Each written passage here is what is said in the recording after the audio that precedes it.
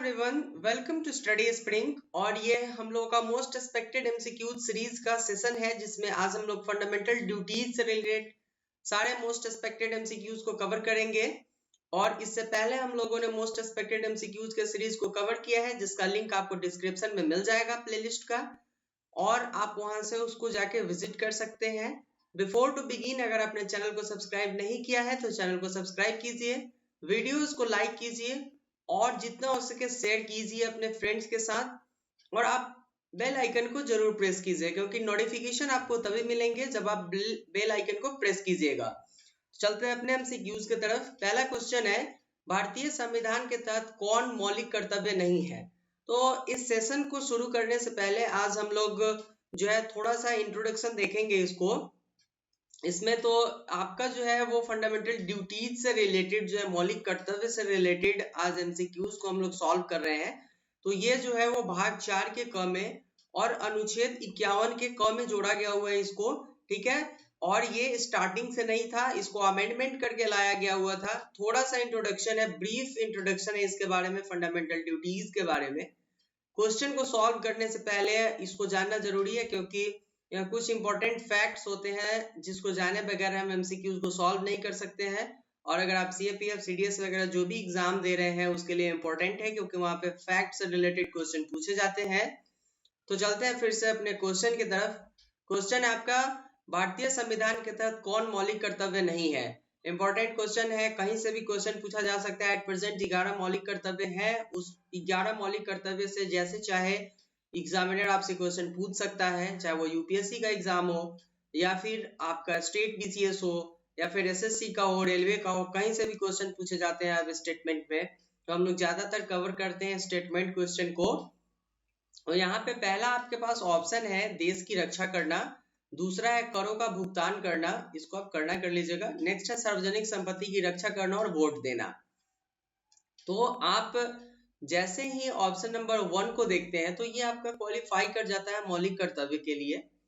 करों का भुगतान करना जो है ये क्वालिफाई नहीं करता है, लेकिन सार्वजनिक संपत्ति की रक्षा करना ये जरूर क्वालिफाई करता है, ये आपका मौलिक कर्तव्य है। लेकिन वोट देना आपका मौलिक कर्तव्य नहीं है। तो इसमें हम लोगों ने देखा कि ऑप्शन नंबर 2 जो है हमारा और ऑप्शन नंबर 4 है, ये दोनों गलत है। तो इससे रिलेटेड जो हमारे ऑप्शंस है वो आपका ऑप्शन नंबर ग है, जो बोलता है कि ये मौलिक कर्तव्य नहीं है। अब थोड़ा सा आते हैं ऑप्शन की तरफ। देश की रक्षा करना जो है एक व्यक्ति का मौलिक कर्तव्य होना चाहिए, अगर सरकार ऐसा आह्वान करती है तो, या उससे पहले भी। लेकिन करों का भुगतान करना ये आयकर डिपार्टमेंट से जुड़ा हुआ है। नेक्स्ट आपका सार्वजनिक संपत्ति की सुरक्षा करना आपके फंडामेंटल ड्यूटी से जुड़ा हुआ है। लेकिन वोट देना ये भी आपके फंडामेंटल राइट से जुड़ा हुआ है, ठीक है। फंडामेंटल राइट से ना जुड़ा होकर के ये प्रियम्बल में मेंशन किया गया हुआ कि आपको राजनीतिक स्वतंत्रता दी जाएगी, और उस राजनीतिक स्वतंत्रता में जो है वो आपसे डिस्क्रिमिनेशन नहीं किया जाएगा, ये प्रियम्बल में मेंशन किया गया हुआ है। तो यहाँ पे ऑप्शन नंबर 4 जो है वो भी क्वालिफाई नहीं करता है। तो राइट आंसर इसका ग हो जाएगा 2 और 3, जो गलत है, जो मौलिक कर्तव्य नहीं है। नेक्स्ट क्वेश्चन देखते हैं हम लोग। मौलिक कर्तव्य के बारे में निम्न कथनों पर विचार कीजिए। इंपॉर्टेंट क्वेश्चन है ये, सारे आपके एग्जाम में डायरेक्ट जो पूछे जाने वाले क्वेश्चन है वो सारे आपको दिए जा रहे हैं यहाँ पे। तो आप इसका पीडीएफ जो है वो पहले लिंक से डाउनलोड कर लीजिएगा, यहाँ पे डिस्क्रिप्शन में मिलेगा। आप उसको सॉल्व कीजिए, उसके बाद आप इसके आंसर को यहाँ से मैच कीजिएगा। तो ऑप्शन आपका नेक्स्ट क्वेश्चन जो है, मौलिक कर्तव्य के बारे में कथन पर विचार कीजिए। पहला कथन है आपका, भारतीय संविधान एकमात्र विश्व का संविधान है जहाँ मौलिक कर्तव्य है। नेक्स्ट है, इसमें मौलिक कर्तव्य के साथ नागरिक कर्तव्य भी है, और यह कानून द्वारा प्रवर्तनीय है या नहीं, मीन्स प्रवर्तनीय है। आपके पास पूछा जा रहा है आपसे कि कौन सही है। ये जो आपको तीनों स्टेटमेंट दिए गए, इस तीनों स्टेटमेंट में कौन सा स्टेटमेंट जो है वो सही है? क्या वो एक से ज्यादा है, केवल एक है, या एक या दो है? ऐसे करके आपसे क्वेश्चन पूछा गया।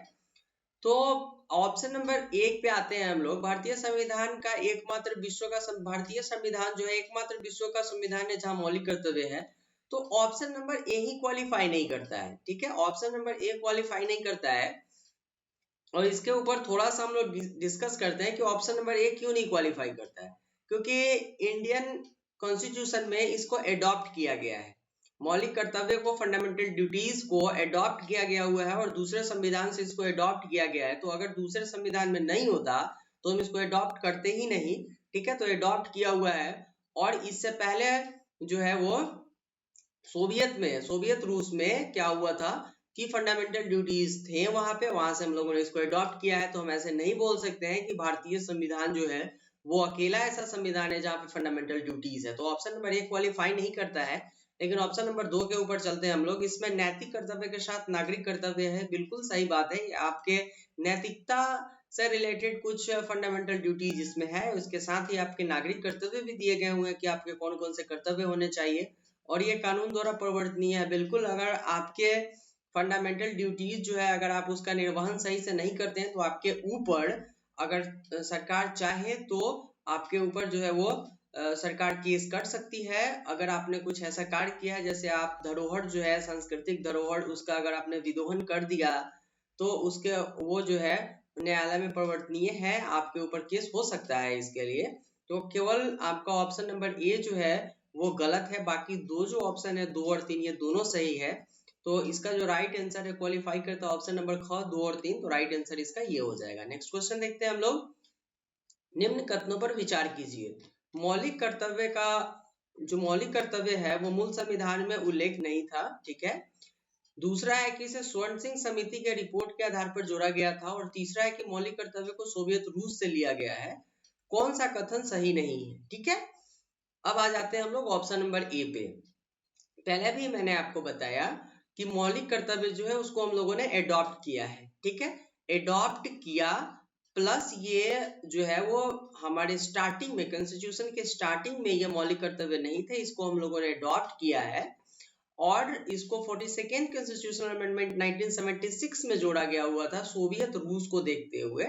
तो ऑप्शन नंबर ए आपका क्वालिफाई नहीं करता है क्योंकि ये मूल संविधान में था ही नहीं। अब आते हैं हम लोग, ये जो है कि इसे स्वर्ण सिंह समिति के रिपोर्ट के आधार पर जोड़ा गया हुआ था, बिल्कुल सही है। और तीसरा जो है मौलिक कर्तव्य को सोवियत रूस से लिया गया, ये भी सही है। तो केवल कौन सा कथन सही नहीं है, तो इसका राइट आंसर आपका ए हो जाएगा। मौलिक कर्तव्य को मूल संविधान में, मौलिक कर्तव्य का मूल संविधान में उल्लेख था, केवल ये गलत है। तो इसका जो राइट आंसर हो जाएगा वो ग हो जाएगा, केवल एक, ठीक है।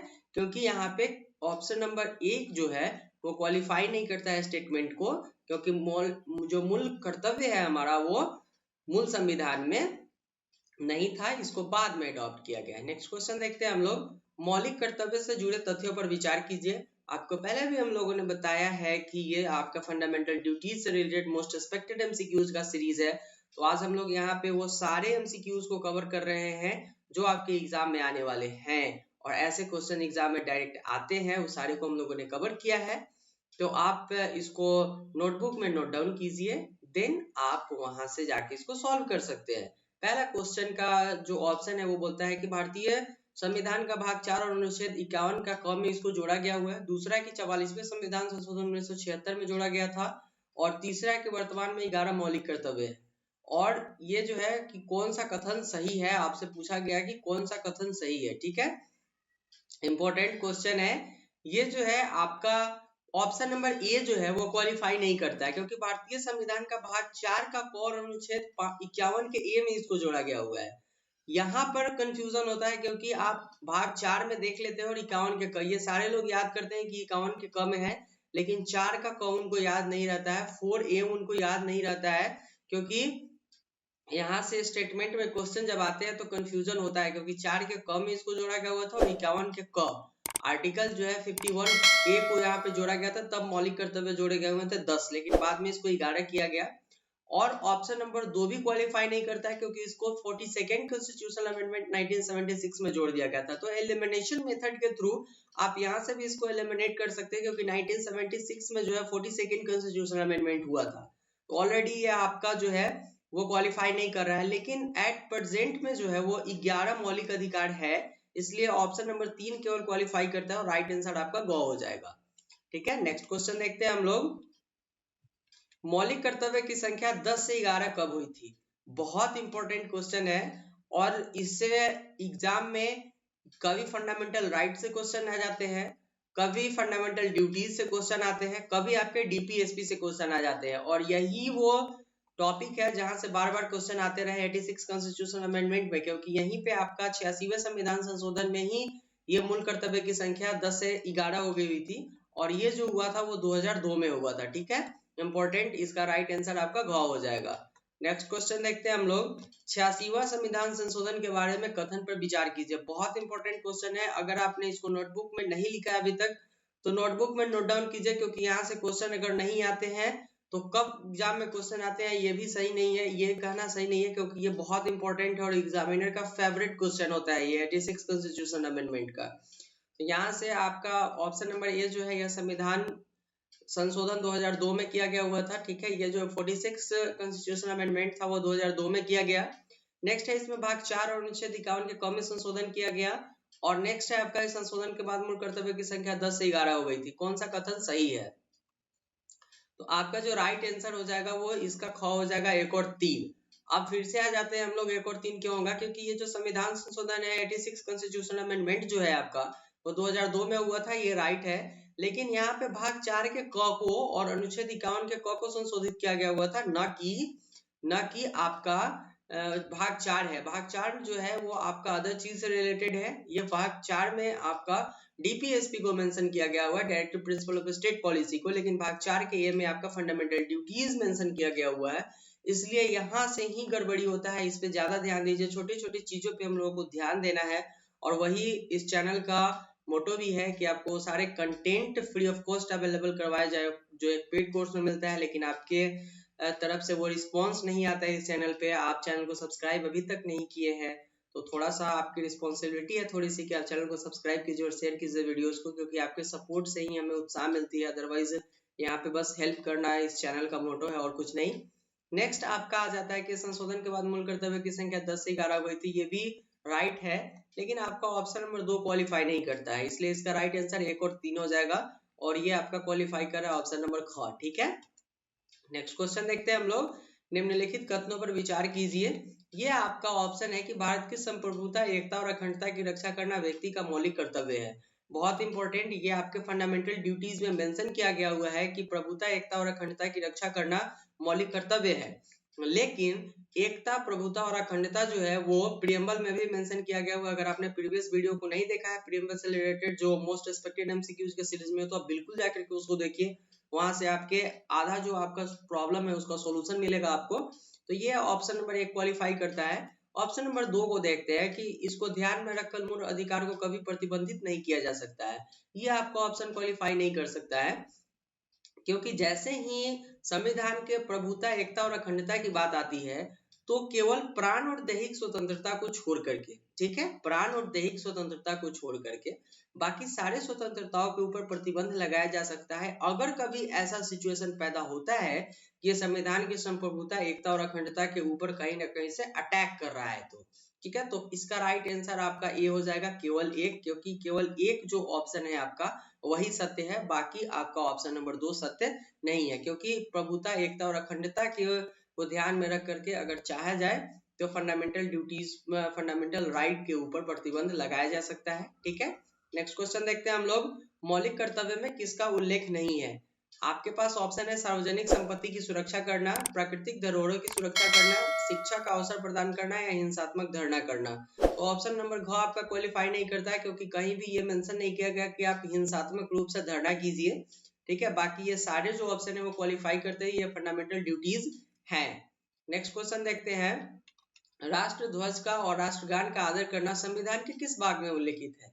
तो इंपॉर्टेंट क्वेश्चन है ये आपका, और ये डायरेक्ट एग्जाम में पूछे जाने वाले क्वेश्चन है, इसलिए मैंने इसको यहाँ पे मेंशन किया, और ये सारे चीज आप याद करके रखिए। अगर आप सीएपीएफ, सीडीएस या जो भी यूपीएससी या स्टेट पीसीएस या फिर रेलवेज, ये सारे से रिलेटेड एग्जाम दे रहे हैं, आपके लिए इंपॉर्टेंट है ये। इसका राइट आंसर आपका ख हो जाएगा भाग 4 के क में। ठीक है, क्योंकि राष्ट्र ध्वज और राष्ट्रगान का आदर करना ये आपका भाग 4 के क में मेंशन किया गया हुआ है, जो आपका फंडामेंटल ड्यूटीज है।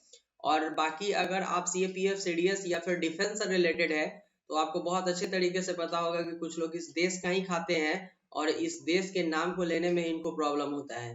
तो बाकी आप समझदार हैं, समझ सकते हैं वैसे पार्टियां कौन सी है और वैसे लोग कौन से हैं, उनसे बचना है हम लोगों को। नेक्स्ट क्वेश्चन देखते हैं हम लोग। राष्ट्रीय स्वयंसेवक संघ क्यों असंवैधानिक नहीं है? राष्ट्रीय स्वयंसेवक संघ जो है आरएसएस वो हिंदुत्व आइडियोलॉजी को आगे बढ़ाती है, लेकिन वो असंवैधानिक नहीं है। आज तक उसके ऊपर जो है असंवैधानिकता के को लेकर के कभी भी केस नहीं हुआ है। ऐसा क्यों नहीं हुआ है? क्या ये मौलिक अधिकार में मेंशन किया गया हुआ है? क्या वो मौलिक कर्तव्य में मेंशन किया गया हुआ है कि स्वयंसेवक संघ की स्थापना की जाए, या दोनों में, या कोई नहीं? इंपॉर्टेंट क्वेश्चन है, काफी आपका जो है वो टर्म वाला क्वेश्चन है। यहाँ पे अगर आप दिमाग लगाइएगा तभी फंसिएगा, और नहीं लगाइएगा तब आप इस क्वेश्चन को छोड़ ही दीजिएगा, ठीक है। ऐसे क्वेश्चन डायरेक्ट एग्जाम में पूछे जाते हैं केवल परेशान करने के लिए। तो न तो ये फंडामेंटल राइट है और न ही फंडामेंटल ड्यूटीज है, लेकिन ऐसे संघ की स्थापना करना जो है वो फंडामेंटल राइट और फंडामेंटल ड्यूटीज दोनों में मेंशन किया गया हुआ है। क्योंकि अगर आप चाहें तो आप एक संगठन की स्थापना कर सकते हैं, और दूसरा जो है फंडामेंटल ड्यूटीज में यह मेंशन किया गया हुआ है कि अगर ऐसा आह्वान किया जाए कि आप देश की रक्षा करें तो आप देश की रक्षा कर सकते हो, और आरएसएस कहीं ना कहीं ऐसा काम करती है। लेकिन डायरेक्टली रूप से ये मेंशन नहीं किया गया कि राष्ट्रीय स्वयंसेवक संघ की स्थापना जो है वो कॉन्स्टिट्यूशनल रूप से किया जाएगा या कॉन्स्टिट्यूशनल बॉडी होगी। तो इसका राइट आंसर आपका ग हो जाएगा, इसमें से कोई नहीं। लेकिन ये जो है वो आपका संघ की स्थापना करना फंडामेंटल ड्यूटीज भी है, लेकिन पार्टिकुलर किसी व्यक्ति का नाम लेकर के ऐसा नहीं किया गया हुआ, इसलिए ना हम इसको मौलिक अधिकार बोल सकते हैं और ना ही मौलिक कर्तव्य बोल सकते हैं। राइट आंसर इसका ग हो जाएगा। तो फ्रेंड्स, ये था आज के वीडियो के लिए। इसमें हम लोगों ने फंडामेंटल ड्यूटीज से रिलेटेड जितने भी मोस्ट एक्सपेक्टेड एमसीक्यूज थे वो सारे को कवर किया। आपके लिए हो सकता है ये वीडियो बहुत ज्यादा हेल्पफुल हुआ होगा, क्योंकि यहाँ पे आपको वो सारे कंटेंट दिए जा रहे हैं जो आपको एक पेड कोर्स में मिलता है। तो आपसे थोड़ी सी उम्मीद है कि आप चैनल को जरूर सब्सक्राइब कीजिएगा और वीडियोस को शेयर कीजिए, और बेल आइकन को प्रेस कीजिए, क्योंकि नोटिफिकेशन आपको तभी मिलेगा। आज के वीडियो के लिए इतना ही फ्रेंड्स, मिलते हैं नेक्स्ट वीडियो में। Thank you and good bye.